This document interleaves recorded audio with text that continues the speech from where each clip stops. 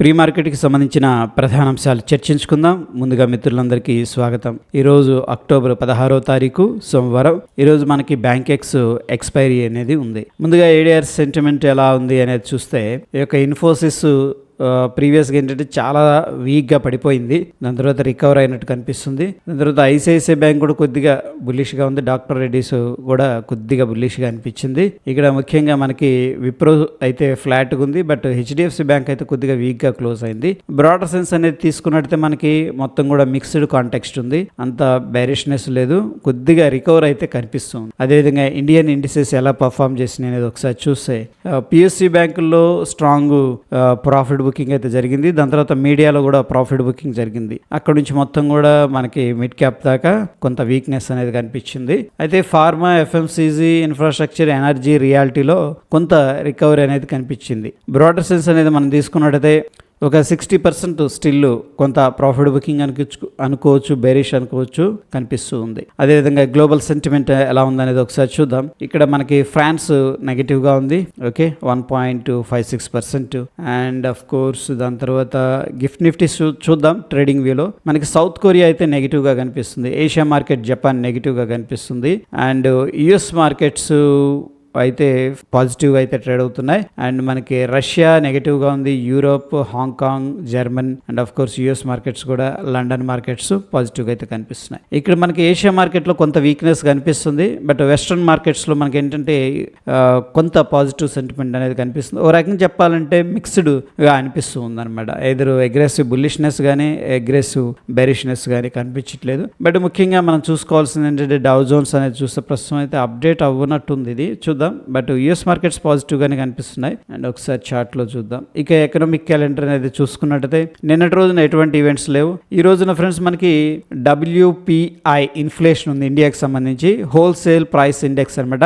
ఇది ఫోర్కాస్ట్ చేసిన దానికంటే ఎంత ఎక్కువ వస్తే అంత మంచిది అనమాట. సో ప్రీవియస్ గా నెగిటివ్ గా ఉంది, బట్ మన అనలిస్టులు కానీ ఎక్స్పర్ట్స్ కానీ 0.5% ఎక్స్పెక్ట్ చేస్తున్నారు అనమాట. దాన్ని అంత వచ్చినా పర్లేదు, లేదా అంతకంటే ఎక్కువ వచ్చినా సరే మనకేంటంటే ఇది పాజిటివ్ అని చెప్పేసి చెప్పుకోవచ్చు. సో 12 o'clockకి ఈరోజు మనకి మార్కెట్ అనేది వోలటైల్గా ఉండే అవకాశం ఉంది. ఇక దాని తర్వాత పెద్దగా చెప్పుకోదగ్గ ఈవెంట్స్ లేవు.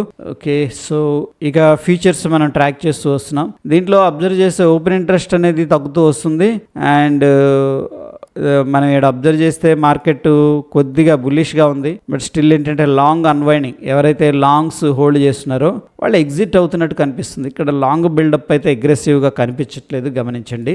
అండ్ మనం చూసుకున్నట్టయితే ఇక్కడ ఓవరాల్గా ఇది నిన్నటిదా వన్ డే డేటా అనేది చూసుకున్నట్టయితే లాంగ్ బిల్డప్ 23%, షార్ట్ కవరింగ్ ఈ యొక్క 5%, దగ్గర ఏంటంటే 30%, 29 to 30% మనకి లాంగ్ బిల్డప్ లాగా, అంటే లాంగ్ సైడ్ తీసుకోవచ్చు. ఎందుకంటే long buildup plus short covering కూడా పాజిటివ్గా తీసుకుందాం. ఇది పాజిటివ్ అనుకోవచ్చు సింపుల్గా. బట్ షార్ట్ బిల్డప్ కొంచెం అగ్రెసివ్గానే ఉంది. స్టిల్ 45% అంటే అది ఎక్కువే అని చెప్పేసి చెప్పుకోవచ్చు. సో మార్కెట్లో రైజ్ అయినప్పుడు సెల్లింగ్ చేస్తూ ఉన్నట్టు అనిపిస్తుంది. ఇక నిఫ్టీ 50లో మనం చూసుకున్నట్టయితే టాటా మోటార్స్ అగ్రెసివ్గా బులిష్గా పైకి వెళ్ళటం అనేది కనిపించింది. అండ్ హెచ్సిఎల్ టెక్ కూడా చక్కగా 3% పాజిటివ్గా అయితే క్లోజ్ అయింది. సో ఫ్రెండ్స్, ఇక్కడ హెచ్సిఎల్ టెక్లో మనం ఏంటంటే కొద్దిగా పాజిటివ్గా ఉన్నాం. అండ్ ఆ యొక్క అప్డేట్ కూడా టెలిగ్రామ్లో చేసుకున్నాం. So swing purpose and stop loss and target కూడా మెన్షన్ చేసుకున్నాం దాని గురించి. ఇక ఇన్ఫోసిస్ మనకి చూడండి నెగిటివ్గా ఉంది. అదాని అంటూ state bank of India, axis bank ఇవన్నీ కూడా నెగిటివ్గా అయితే ట్రేడ్ అవుతున్నాయి.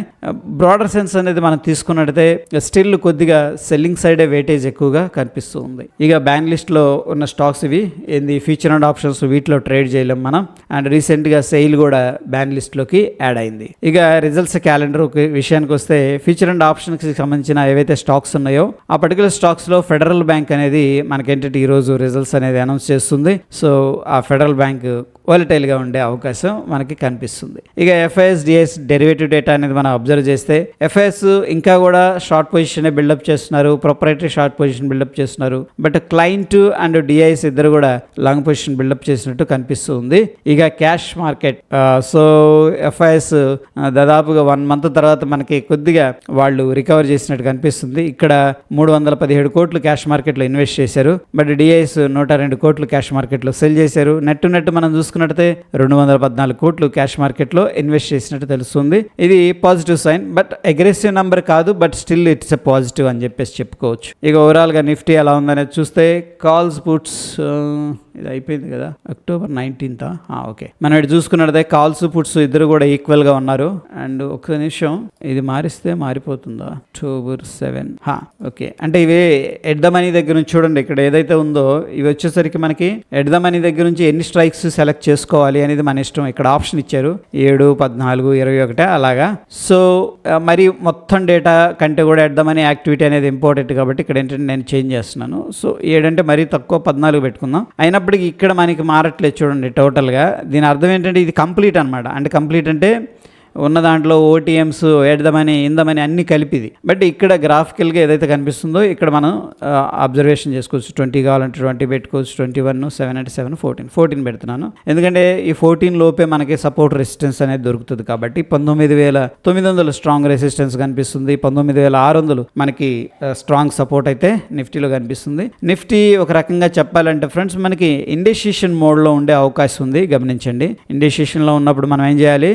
రెసిస్టెన్స్ దగ్గర ఉన్నప్పుడేమో సెల్లింగ్, సపోర్ట్ దగ్గర ఉన్నప్పుడేమో బయింగ్ చేసే ప్రయత్నం అయితే చేసుకోవాలి. ఇక మనకి టాప్ వాల్యూమ్ గెయినర్స్ అనేది ఫీచర్డ్ ఆప్షన్స్ చూసుకున్నట్లయితే Tata Motors, Tata Consumers, HDFC Life, Bandhan Bank, Syngene, Metropolis, Naukri, Dalmia Bharat, Nestle, Canara Bank అనేది కనిపిస్తుంది. సో వీటిలో ఏదన్నా మొమెంటం మనకి మంచి ప్యాటర్న్స్ లైక్ 1 hour టైం ఫ్రేమ్లో కానీ 15 minutes టైం ఫ్రేమ్లో కానీ కనిపిస్తే మనం ఏంటంటే ఆ యొక్క డైరెక్షన్లో మనం ఏంటంటే ట్రేడ్ అనేది తీసుకోవచ్చు. ఇక డైరెక్షన్ ఏంటి? ఈ ప్రైస్ అనమాట. ప్రైస్ చేంజ్ ఎలా ఉందనేది చూసుకోండి. ఆ డైరెక్షన్లో మళ్ళీ ఒక ఆపర్చునిటీ వస్తే కూడా మనం ప్లాన్ అనేది చేసుకోవచ్చు. ఇక మనకి ఇండియా విక్స్ అనే ప్రస్తుతానికైతే డైలీ టైం ఫ్రేమ్లో బెంచ్ మార్క్ లోపలే ట్రేడ్ అవుతుంది. ప్రీవియస్ హై ఇది కొద్దిగా అడ్జస్ట్ చేస్తున్నాం చూడండి, గమనించండి. 13కి వచ్చింది అనమాట. Okay, so hire high create చేసుకుంటూ వచ్చింది. బట్ ప్రస్తుతానికైతే కూల్గా కనిపిస్తుంది. ఇక డౌ జోన్స్ విషయానికి వస్తే డౌ జోన్స్ మనకి ఈ లెవెల్ దగ్గర 33,900 దాటడానికి ట్రై చేస్తుంది. ఓకే, ప్రీవియస్గా ఒక రకంగా చెప్పాలంటే రెసిస్టెన్స్ లెవెల్ అనేది కనిపిస్తుంది ఫ్రెండ్స్. ఇక్కడ అదే లెవెల్ దగ్గర ఏంటంటే రిజెక్ట్ చేస్తూ వస్తుంది. సో ఓ రకంగా ఏంటంటే హైయర్ లెవెల్స్లో డిస్ట్రిబ్యూషన్ జరుగుతున్నట్టు కనిపిస్తుంది. ఈ రోజు విషయానికి వస్తే మనకి 90 పాయింట్లు పాజిటివ్గా అయితే ట్రేడ్ అవుతుంది. ఓకేనా, అంటే ఇక్కడ గ్యాప్ అప్ అయిందనమాట. ఏది? డౌ జోన్స్, గిఫ్ట్ నిఫ్టీ కాదు, డౌ జోన్స్ ఇది. ఇక ఫిన్ నిఫ్టీ విషయానికి వస్తే మనకి చూడండి స్ట్రాంగ్ బేస్ అనేది క్రియేట్ చేసింది, బట్ లాస్ట్ 3 days ఇండెసిషన్లో ఉంది. ఓకే, ఇక మనకి గ్లోబల్ క్యూస్ అన్నీ కూడా మ్యూట్గా ఉన్నాయి కాబట్టి మనం కూడా మ్యూట్ యాక్టివిటీ అంటే సైడ్ వేస్ యాక్టివిటీ అనేది చూడొచ్చు ఇండియన్ మార్కెట్స్లో. అండ్ 12 గంటలకు మనకి ఏంటంటే WPI డేటా అనేది కూడా రావడం జరుగుతుంది కాబట్టి ప్రాబబ్లీ దాని తర్వాత మార్కెట్స్ మూవ్ అవ్వచ్చు అని చెప్పేసి నేను అనుకుంటున్నాను. సో ఇక మనకి చూస్తే ఫిన్ నిఫ్టీ సర్వీస్ లెవెల్స్ ఆల్రెడీ మనం ఇంతకుముందు డిస్కస్ చేసుకున్నాం. మరొకసారి నోట్ చేస్తున్నాను. 20,000 లెవెల్, దాని తర్వాత 19,958 లెవెల్ మనకున్న రెసిస్టెన్స్ లెవెల్స్. అది ఫ్రెండ్స్ అబ్జర్వ్ చేయండి, మనకి ఇక్కడ ఒక సపోర్ట్ ఉంది. ఒకవేళ మార్కెట్ గ్యాప్ అప్ అయింది అనుకోండి, ఇక్కడ హారిజెంటల్గా సపోర్ట్ డ్రా చేసుకోవచ్చు. ఇది స్మాలర్ టైం ఫ్రేమ్లో. ఒకవేళ ఫర్ ఎగ్జాంపుల్ ఇక్కడ ఓపెన్ అయింది, ఈ లెవెల్ అనేది గమనించండి. ఒకవేళ ఈ లెవెల్ కన్నా బ్రేక్అవుట్ అయింది అంటే మనకేంటంటే ఇమీడియట్గా ఈ లెవెల్ దాకా వచ్చే అవకాశం ఉంటుంది. ఏది బ్రేక్అవుట్ జరిగితే అట్లీస్ట్ 5 minutes టైం ఫ్రేమ్లో. సో ఇది రెసిస్టెన్స్ లెవెల్ 19,700, 19,650 మనకున్న ఇమీడియట్ సపోర్ట్ లెవెల్స్ అనమాట. ఓకే, అదేవిధంగా నిఫ్టీ విషయానికి వస్తే నిఫ్టీ మిడ్ క్యాప్, దీంట్లో కూడా ఇక్కడ రకరకాల లెవెల్స్ ఉన్నాయి. అన్ని లెవెల్స్ అయితే మనం ఇప్పుడు మార్క్ చేసుకోవట్లేదు. ఇది చూడండి, ప్రీవియస్గా ఇది గ్యాప్ ఏరియా అనమాట. ఇది మనం డిమాండ్ జోన్గా కన్సిడర్ చేసుకోవచ్చు. బేస్ ఏరియా యాక్చువల్గా దీన్ని మనం డిమాండ్ జోన్ అని చెప్పేసి చెప్పుకోవచ్చు. ఎందుకు బేస్ ఏరియా అంటే ఇక్కడ నుంచి మార్కెట్ ఏమైంది, డైరెక్ట్ గ్యాప్ పై వెళ్ళిపోయింది. ఒకవేళ మార్కెట్ వీక్ సినారియోలో ఈ లెవెల్ దాకా వచ్చిందంటే ఇక్కడ రియాక్షన్ అనేది జరిగే అవకాశం ఉంది. ఎనీహౌ మనకి క్లోజ్గా సపోర్ట్ రెసిస్టెన్స్ అనేది మార్క్ చేస్తున్నాను. ఎందుకంటే ఇంట్రాడే ఏదైనా యాక్టివిటీ అక్కడ కనిపిస్తే ఎంట్రీ కూడా తీసుకుంటారనే ఉద్దేశంతో 9,200 మనకున్న రెసిస్టెన్స్, 9,189 మనకున్న రెసిస్టెన్స్ మిడ్ క్యాప్లో. అదేవిధంగా 9,100 ఇది వెరీ ఇంపార్టెంట్, గమనించండి. 9,100 దగ్గర మార్కెట్ అనేది సపోర్ట్ తీసుకొని బ్రేక్అవుట్ అయితే కూడా సిగ్నిఫికెంట్గా కిందకి డ్రాప్ అయ్యే అవకాశం ఉంది. అదేవిధంగా మార్కెట్ ఒకవేళ కన్సోలిడేషన్ తీసుకొని అప్ సైడ్ బ్రేక్ అవ్వాలంటే ఈ ట్రెండ్ లైన్ అనేది గమనించండి ఫ్రెండ్స్. ఇక్కడ ట్రెండ్ లైన్ అయితే డ్రా చేస్తున్నాను. ఒకవేళ మార్కెట్ ఈ లెవెల్ దగ్గరే సపోర్ట్ తీసుకొని ఇక్కడ నుంచి బ్రేక్అవుట్ అయిందంటే కూడా మనకు పాజిటివ్ మొమెంటం అనేది వస్తుంది. నెక్స్ట్ మనకున్న టార్గెట్స్ వచ్చేసరికి ఈ లెవెల్స్ అని చెప్పేసి చెప్పుకోవచ్చు, రైట్. అదేవిధంగా నిఫ్టీ విషయానికి వస్తే ఆల్రెడీ మనం ట్రెండ్ లైన్ అయితే డ్రా చేసి పెట్టుకున్నాం 1 hour టైం ఫ్రేమ్లో. ఇది నిఫ్టీలో ఉన్న ట్రెండ్ లైన్ అనమాట. ఓకే, సో ఆ లెవెల్ అనేది గమనించండి. అండ్ మనకి ఇక్కడ ఒక స్మాల్ డిమాండ్ జోన్ కనిపిస్తుంది. ఇది డిమాండ్ ఎందుకంటే కన్సోలిడేషన్ నుంచి బ్రేక్అవుట్ అయింది కాబట్టి చూడండి, నేను ఏదైతే మార్క్ చేస్తున్నానో ఆ లెవెల్ అనేది డిమాండ్ జోన్ అనమాట.